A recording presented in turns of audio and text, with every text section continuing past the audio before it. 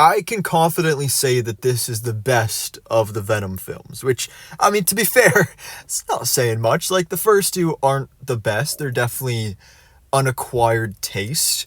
But I think also, now getting to this point in the trilogy, I've now finally accepted that this is not a Venom movie, and it's just, it's different. Now that I've come to expect, like, oh, it's not Venom from Spider-Man stuff.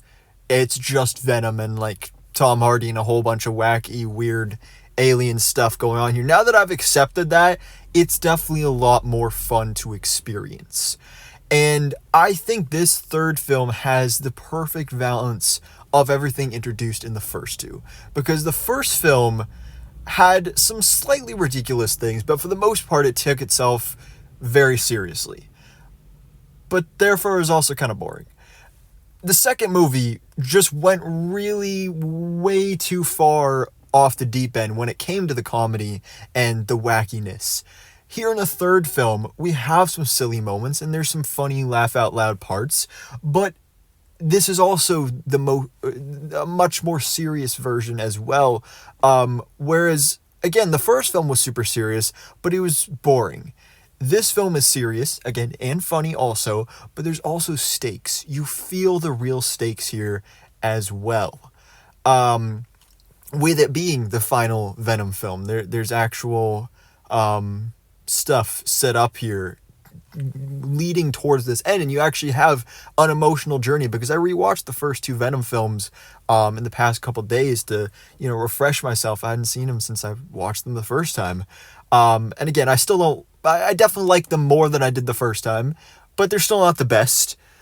But Venom: The Last Dance is certainly the best of the trilogy. You want to know, though, what wasn't the best, though? My theater experience. My God. It wasn't terrible, but definitely not ideal. Starting off with just the fact that I was in the wrong theater for the beginning of the movie and missed the opening, because the screens outside each theater that tell you what movie's playing in that theater, they weren't working, and my ticket said screen 2, so that's the one I sat down in. And then I was thinking, like, man, this movie was supposed to start like half an hour ago. What's taking so long? And then the movie starts and it comes up and says Paramount. And I'm like, wait a second. Venom's not a Paramount movie.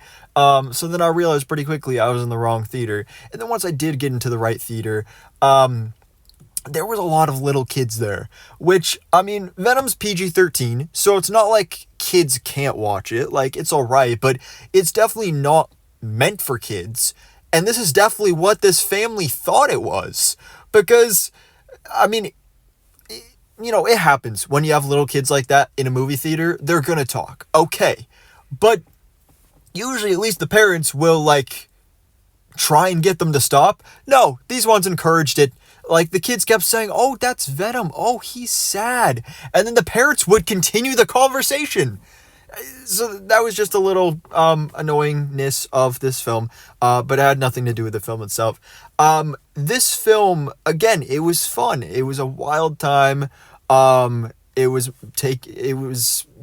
stakes that were felt here, with the presence of Null, of course, who doesn't have a huge role in the film, but I think is played up enough.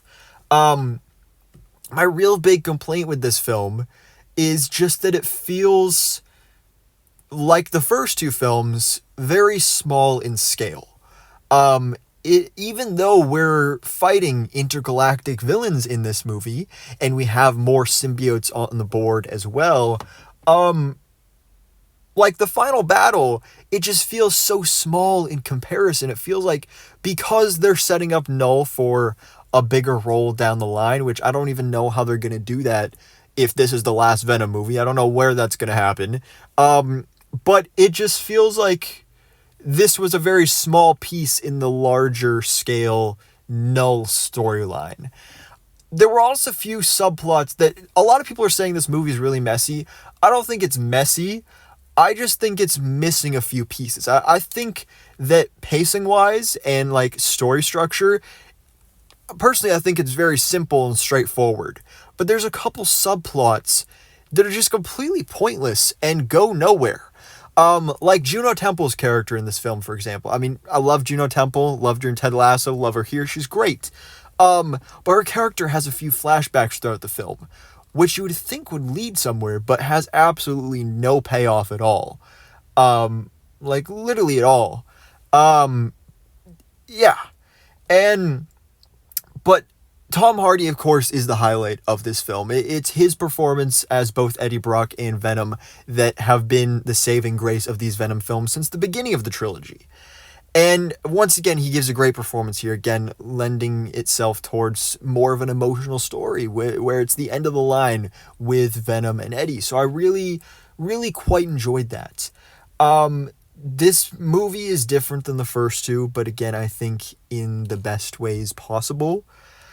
Um, Again, there's just some odd choices, some characters that you thought were going to be big and then were taken out of the game really early on, or it does kind of feel semi-short. But yeah, I, for the most part, had a fun time with Venom: The Last Dance. Again, it's not going to be a great movie, but it is the best of the trilogy, and it certainly is going to be, just turn your brain off, eat some popcorn, have some fun. That's the type of movie this is. It's not really dealing with a whole lot of world building. I mean, it kind of is. There's some cool references to the comics and all that.